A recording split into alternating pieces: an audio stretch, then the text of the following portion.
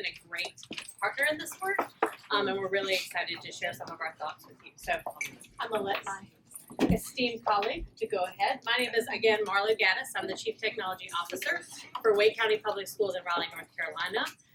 We have 160,000 students. We run 12 different instructional calendars, which makes life really fun. And we are schools of choice year-round and all kinds of fun. So really enjoy the work. Okay, all right. And what better partner to partner with than a Chief Technology Officer? In my role in Chicago Public Schools, I retired in 2008, Marlo.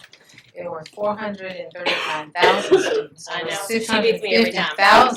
650 schools. Not trying to beat you, but you know, it beat me up pretty good, right? It does. But that's just the experience that I had coming out of the classroom. So thank you so much, and we'll bring you right back up in a few minutes. We have some interactions for you. So just a little bit about myself. I was a classroom teacher for 25 years, right? And during the summers, I was still a teacher, no matter what. And what ended up happening is I retired. My journey was 25 years in the classroom. Came out of the classroom because no good deed goes unpunished. I was given a presidential award for science and things like that, you know, national board certification. And then what happens?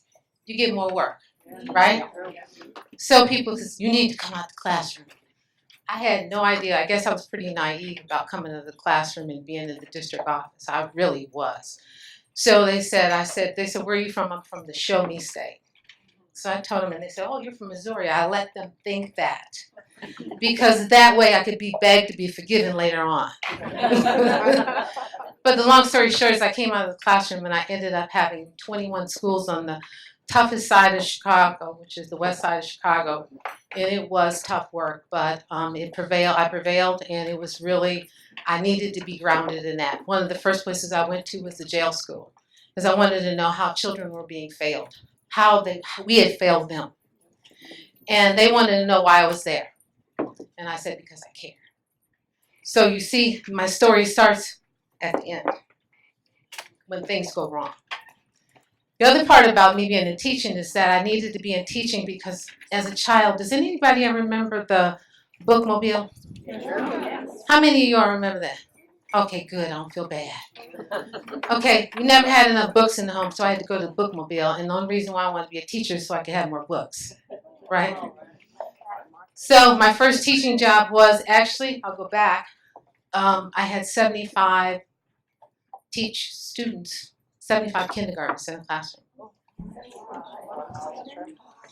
How about them lemons, right? So what you have to do is you have to make lemonade. And so at that, I learned how to manage projects. I managed people, 75 little ones, and every last one of them left me reading. Took me a while to figure it out. That's the pedagogy, and I'm going to come back to that pedagogy piece. That's where I was grounded in pedagogy with those kindergartners, those 75 ones that I wanted to make sure they read before they left me. So anyway, I came out of the classroom, 21 schools, and then I got a job. Actually, NASA came calling. I got picked to be a NASA member fellow. NASA's master teacher cadre for 5 years. Ended up getting degrees, math, science, instructional technology, but I spent my summers at NASA. As a result of that, my first book that we read was The Next 50 Years of Computing. So I was way ahead of the curve. Every time I went away and I came back, I was like, not there yet. They say, you have a website? Nope. So I had to create it. So long story short, it evolved into Director of Technology for the state of Illinois for the Area 7 Hub and 160 affiliates, in addition to Chicago Public Schools. So, like most women, we get multitasked with many things. So I had Director of Technology for the Area 7 Hub, as well as now when I moved up from Director into Chief eLearning Officer, IT, Information Technology, as well as eLearning. So it evolved. And as it evolved, I took on more responsibility, but I always kept in mind pedagogy, project management. So keep those things in mind as we move forward, and I'm going to come back to them. turn these around right now. So preparing students for an unknown future. What's that all about? Well, jobs lost, jobs gained. Where are we now? Who's hiring? How many graduates do you know are having a problem, right? So lost jobs 2030, up to 800 million people, including 1/3 of the workforce in the US and Germany, could be made possible by 2030. Now just think about that. You're preparing them for an unknown future in which 800 million jobs will possibly be lost. But there's jobs gained in other areas, right? So what is it? This next 10 years, the disruptive power of social media, artificial intelligence, and big data. When I talk about artificial intelligence, teachers want to know, is it going to take my job? Is it going to take over my job? No, never. But however, it's pretty intimidating, right? So there's a dramatic increase in the rate of the technological change. It started happening, but now it's happening at a faster and faster pace. So global information interdependence, and then the increased velocity of information and policy flows. So everything's happening at such a rapid pace. Having equitable access is becoming more of a challenge rather than less. So the sea of insecurity is based upon economic, the growing income gap, physical, catastrophic events. Sounds pretty depressing, but there's a whole lot of hope here. Loss of national identity, changing demographics, the new world order, balance of power, information, revolutionary changes, no answers, and leaders not focused on the issues. Although we're not talking about you, right? So at this point, I want to just take a moment to reflect. At this point, I want you, how are you preparing your students for the future? And how do you know you're succeeding? Well, before you begin to pair and share, I want you to go talk to somebody you haven't talked to before. You've been sitting together, talking and pair and share, and I want you to get up, go talk to somebody for about 2 minutes and come back. So can I have someone tell me what their thoughts are around this? One of our beliefs is that our kids are winners in life and in the future because they're resilient. So we really teach that resilience piece. We teach them how to advocate for themselves, to come to us when they're not getting what they need and tell us what they need so we can do it better. And we've stopped telling them what the future is going to look like, and we ask them to tell us what their future looks like and let us help you chart your course to that destination. Excellent. Anybody else? Yep, over this one. So I'm actually a vocational superintendent. So we have 21 different technical programs, and stats like that are just so startling as we're trying to create these occupations so our students can be workforce ready.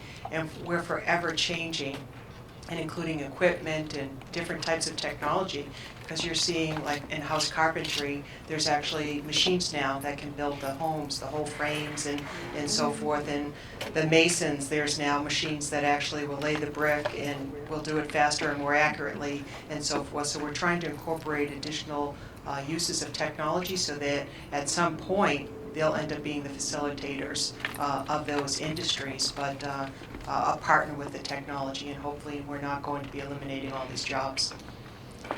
Someone else? One more? Yes? So in our district, we have building improvement plans, we have strategic plans, but they're really not aligned with the technology. So as my tech committee, we're working on the portrait of a graduate and working backwards from what the students need, what we need to provide teachers, to administrators, and everything else. And it's not about the tools, it's about the skills they're learning from the tools that we're focusing on. So it's definitely more curriculum, even on the tech side, than it ever was, because of these reasons. I think one more. Neil, did you have something? Oh, yeah. Coming right along. And for us in our particular school board, our focus is really on teaching students to love learning and engage in the process of learning. And so the shift with the educators has been around the pedagogy, right? So what does your pedagogy need to be in order to work with students so that they understand learning, what learning looks like, and the love of learning. And there's, as you all know, there's various ways in which you can do that, but that's been the biggest critical focus, so that students are able to actually engage in learning, and teachers are moving away from the content pushing. And giving students the things that they can find and access on Google to being able to engage in critical thinkers and learning. So this is one of the things that I do in Chicago. I mean, Chicago's a big district, right? So I was trying to figure out how do I wrap my arms around this. And so one of the things that I did was I actually rented some hotel space for 2 days. I had to get them out of the district headquarters, and every leader in CPS was there. I actually separated them by content area first. So we had to have this shared understanding.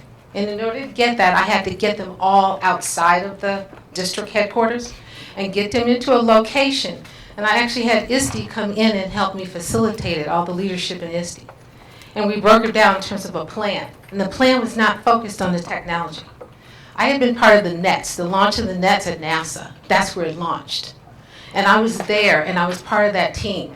And so the whole point in terms of instructional technology, the focus on teaching and learning. And so what I did was we actually created the technology plan and the school improvement plans, and we pulled them together and incorporated them all in one, because they had been taking their school improvement plans and putting them on the shelf in the district as well as the schools. So it was time to make it actionable.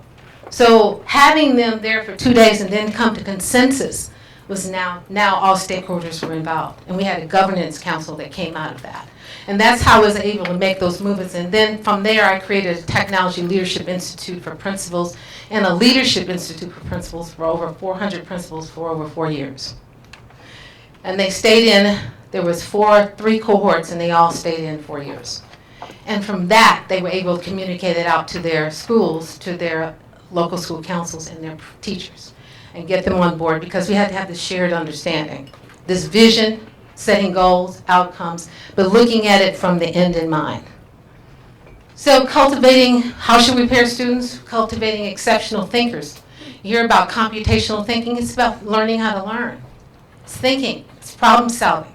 That's where we're at with this. Preparing for a constant innovation. How are we going to do that without having these innovative thinkers, right? This creativity that needs to flourish. We can't do that anymore the way the traditional approach of education has been. So, with that said, implementing innovative curriculum. This is my whole take on it. And so it says pedagogy, explicit teaching. How many of you really are, this is one of the important factors, is explicit teaching. In terms of implementing curriculum or implementing anything in your districts, is this a priority? And so we're talking about standards-based curriculum. We're talking about alignment that scaffolds the foundational skills and knowledge, desired goals and outcomes, right? And then complex thinking, which is structured design. And why I said structured design there is because I don't want you to think that we just impose something on you. You can take and actually create something from within and restructure it, right? So it's talking about engaging project-based, problem-based learning, missions, exercises, curriculum with competency-based, gamified pathways. And why do I say gamified? Because that's what engages them. Gamification is what? What does it do every step of the way? What kind of assessment is that? It's formative, isn't it? Doesn't it inform them along the pathway constantly? And so we talk about formative, that's assessment for learning. That's what gamification does best.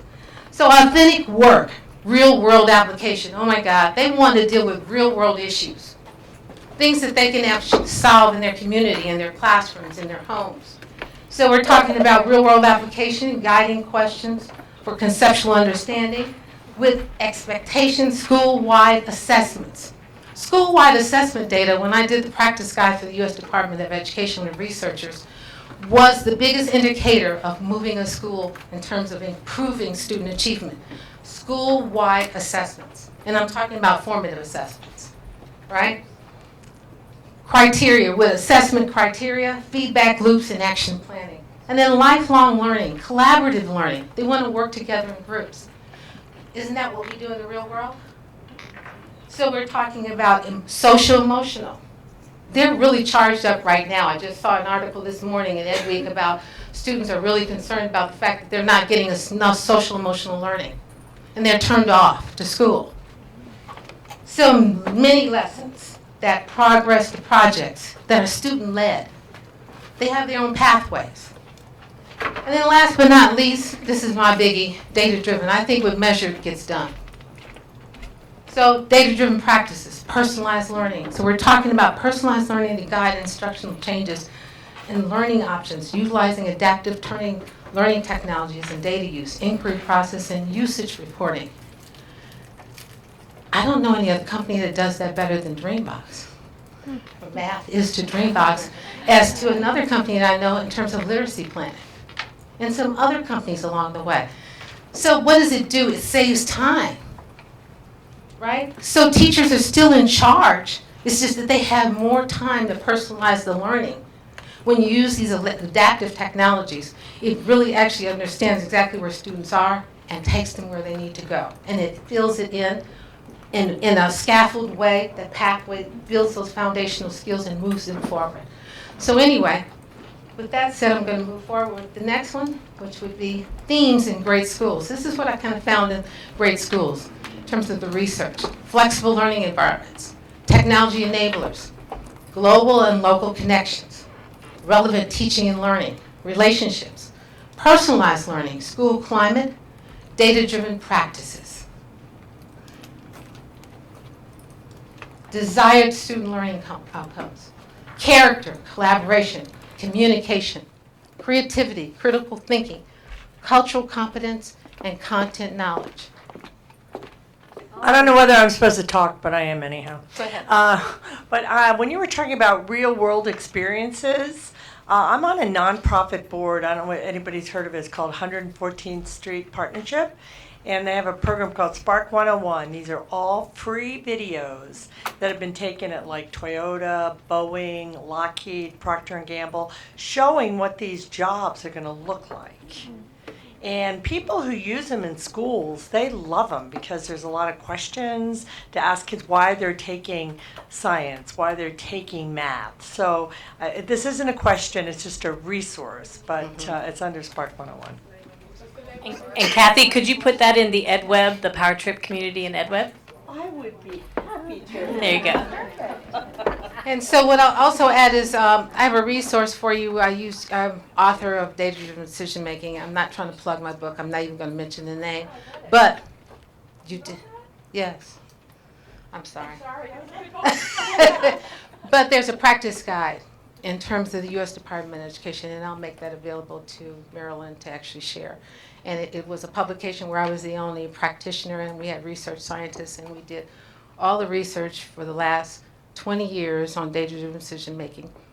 And it talks about, it's the pedagogy, and it's form and assessment, it's inquiry process.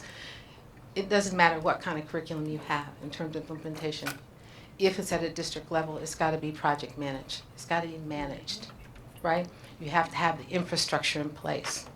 You have to have those technology enablers, which, Marlo is going to talk more about that. But it's all about pedagogy. So, there you go. I'm going to turn it over to Marlo. Yes, ma'am. So I know we've dropped the name Kosan several times in the last couple days.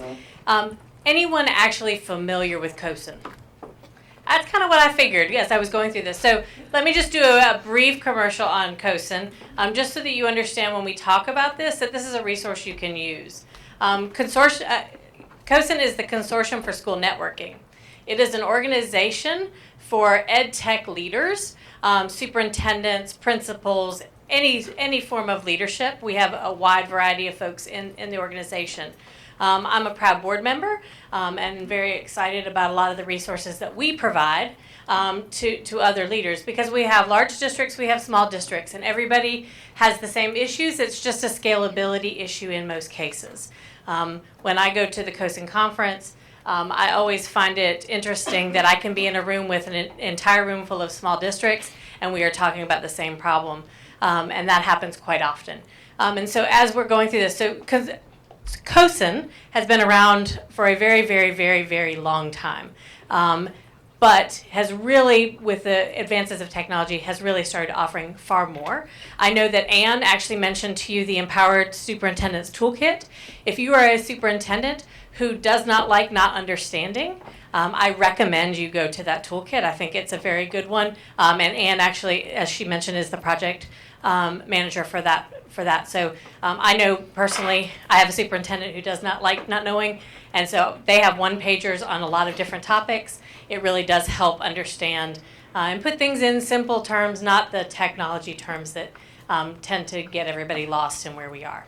So one of the resources that we actually provide, and it's brand new this year, is the Driving K-12 Innovation document. It is a new document because there used to be an old document run by another company, and of course we've taken this over at this point.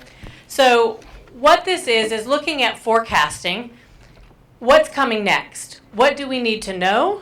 Because as superintendents, as technology directors, we all have to be aware what's on the horizon.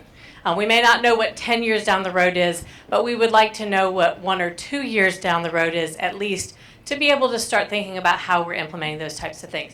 So I'm going to talk about just a little bit about it, but when you get the slides, the full report for this is available here. We broke the report down into 3 things. Hurdles, so these are the roadblocks that our teachers and our students and our administrators are dealing with on a regular basis. Then we looked at trends, what's trending right now in all the districts. And then we looked at the technology enablers. What are those things that can help us propel the work and get over the hurdles and move through the accelerators? So those 3 pieces.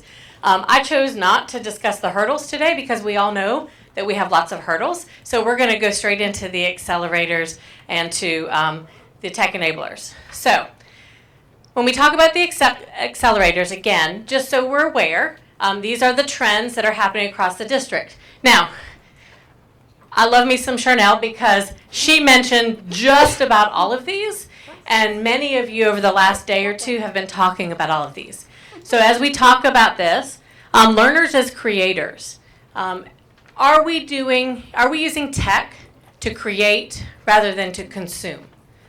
One of my big pet peeves as we go through these types of things is, are we just creating more screen time for students, or are we creating more creation, right? How are we giving them the opportunity to wrestle with real world problems? Because when they get out, they actually have to do that, and we want to do that before they get out, right? So we want to make sure we're doing that. Design thinking looks at the iterative process with empathy.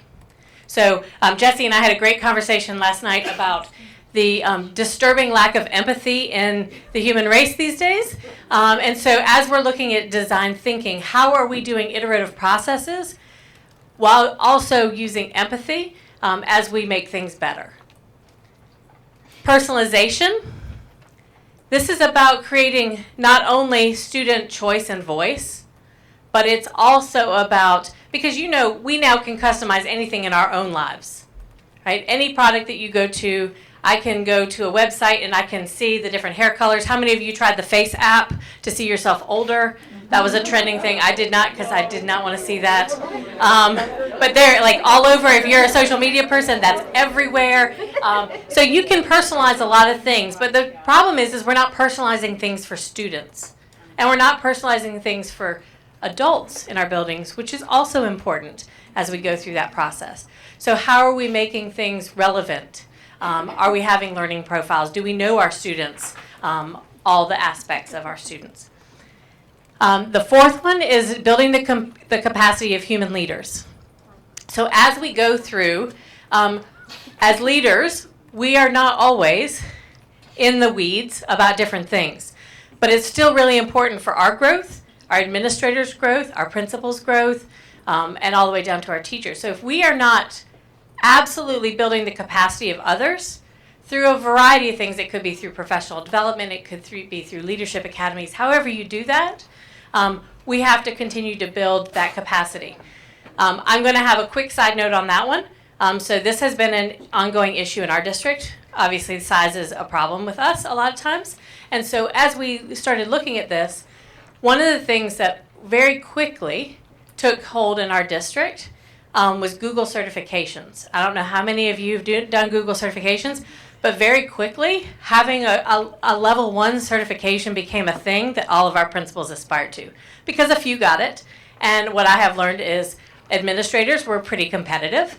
And so if somebody has it, then I want it too. And so very quickly that took wind. So you've got to just be able to find those things that are immediately going to take flight with your leaders. And the last one, data-driven practices.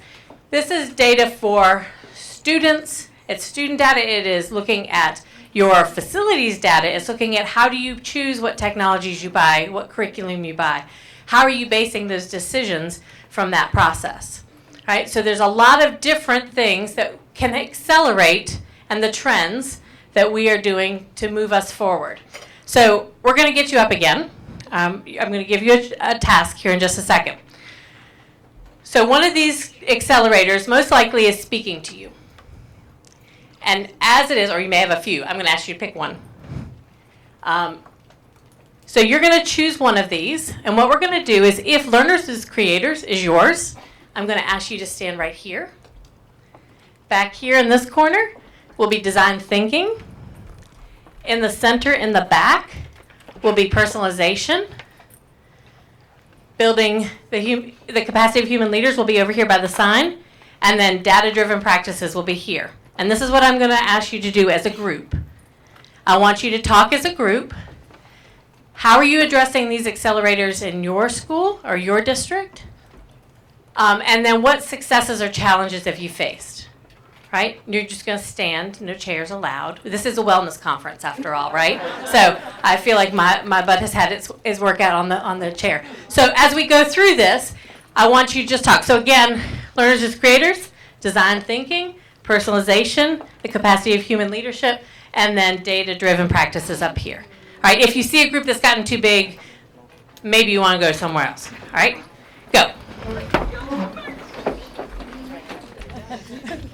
So we were the personalization corner, and so I was just very briefly explaining sort of a framework that we've been engaging in my school board called Inclusive Design for Education.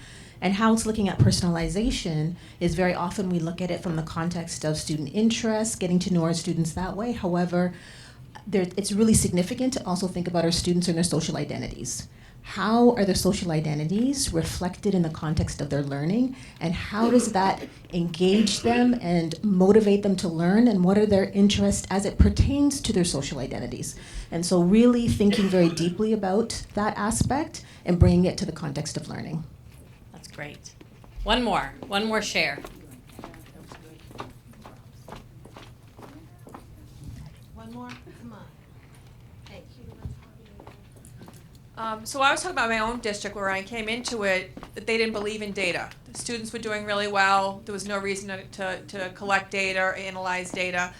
But the power of technology completely changed that, because once they were able to see it and use it, they are making decisions based on the data that they couldn't even fathom before the technology piece came into it. So it's great, because I'm an accountant and it's like, we need data. Yeah. I want to come back really quickly to the personalization comment. So I don't know if this is something that's happened in your district, but there was a lot of confusion about what personalization means. And most people think if I'm differentiating, then I'm creating personalization. So it's a really important piece as we're going through this to really clearly define that within your district. There are lots of great definitions. Barbara Bray has one. She talks about the difference between individualization, differentiation, and personalization. And so there are a lot of other frameworks that you can look at that are available, and I highly recommend that you do that before you go down any sort of path with personalization. So what I'm going to do now is talk about the things that can help you move forward quicker. So the top tech enablers for Kosan for this year were mobile devices, and as clearly we all have it. I said you knew I was the tech person when you could see all three of my mobile devices sitting on my table with me, because I was interchangeably going between all of them. But it's also these. How many of you have one of these? right? Any type of smartwatch, whether it's a Fitbit or if it's an Apple or a Samsung or whatever it is, these are now part of the issue. We are now having to deal with these very differently with our kids because they're texting and such on that, so that's something that you're going to have to think about when you go through that. In fact, what I would tell you is through all the tech enablers, how you implement these is more important than if you implement these, right? So I think you need to be very clear about that. Blended learning, that's another one like personalization that people think if I've used something with the computer, then clearly it's blended learning. But there are very well accepted definitions of that. Christensen's work around blended, he has a wonderful book called Blended that goes through all the different types of blended learning, whether it's a lab rotation, whether it's station rotation, a flex model. There's many, many models for blended learning that I highly recommend you take a look at. And I'll put all of these links within the EdWeb community as well so that you have all of those. Extended reality. How many of you have any sort of augmented reality or virtual reality work being done in your schools? Right? So there are great resources. This is still something that's very, very new. And it is unfortunately very, very flashy without a lot of curriculum base. So one of the things as part of these enablers is when we talk about these are things that you should be keeping your eye on. If it's not something that works for your district, then I don't recommend you implement it, truthfully. I am a chief technology officer that quite often does not recommend technology, which makes me a little bit unique. But I was a kindergarten and first grade teacher a long time ago. And when you do that, you understand that people don't always use technology in the wisest of ways. So making sure you're doing that. And then the last thing is the analytics and adaptive technologies. Sharnell mentioned that a little bit. This really gets into the AI perspective, the artificial intelligence or the Internet of Things work, right? So things that can adapt to a student. There's a lot of great possibilities of what this looks like. Education really hasn't gotten at the forefront of this yet. There are a few groups that are starting to use this. At my district, one of the things that we're talking about heavily is the ethics of artificial intelligence, that there are a lot of pitfalls with that. I'm having lots of conversations with our board members around that. So as you're going through these, what I would say to you is those accelerators, those trends, you should be addressing some of those in your district one way or another. Or you should be at least having conversations. Is this something that fits within our district? How would this fit? But then when we talk about the tech enablers, this is about keeping you abreast of what's coming, right? These are the things that are going to help you and could help you move forward maybe a little bit quicker. And so the idea of the Driving Innovation Report is that each year we're going to be putting out a new one. So I know that Eileen and Frankie and I are all on that group. It is made up of 100+ educators, school leaders, and technologists from all the way around the world. I actually sat on a panel, and I was the only English-speaking person on the panel at Kosan, and it was fabulous, right? So we were all talking about the work that we've been doing, but it does help, and it is something that is not just a United States trend. This is a worldwide trend. So this is something that's available to you, to your CTO, to whoever would like that. But it helps you start to forecast what should I be thinking about. And I know a lot of our folks have been talking about that. So with that, I have 30 seconds, except for Sharnell.